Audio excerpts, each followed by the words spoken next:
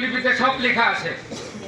আগামীকালকে পর্যন্ত 24 ঘন্টা সময়, 24 ঘন্টা পরে বৃহস্পতিবার দিন যদি প্রশাসনের মাধ্যমে আমরা তাদের বিরুদ্ধে ব্যবস্থা না নেওয়া হয় এবং তাদের কার্যক্রম, অবৈধ মার্কাজের কার্যক্রম যদি বন্ধ করা না হয়, স্মারকলিপিতেই লেখা আছে বৃহস্পতিবার দিন রুট মার্চ করে অবৈধ মার্কাজ থেকে সমস্ত কার্যক্রম আমরা বন্ধ করবো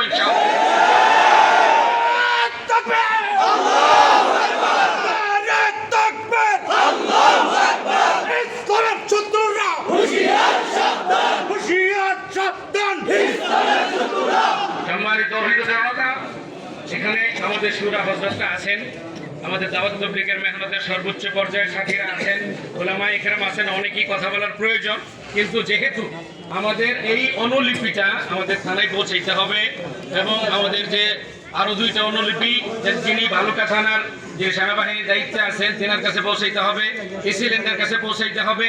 আমরা চাই, যেহেতু আমরা জিহাদের ময়দানে নেমেই পড়ছি, আমরা পিছনে যাব না।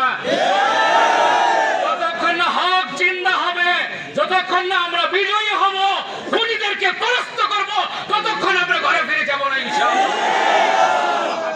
আমাদের সবাইকে কবুল করো। আমাদের যেহেতু সময় কম, 2টা প্রোগ্রাম আছে, আমাদের শুরা হযরত থেকে একজন একটু কথা বলে আমরা ইনশাআল্লাহ থানার দিকে যাব।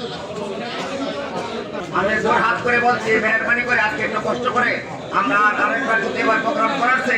আর যে বোকা অবস্থায় আল্লাহ কবুল করবে, আমরা থানায় ঢুকে আজকে কাজটা শেষ দিলে ভালো হয় না? কি করেন? সবাই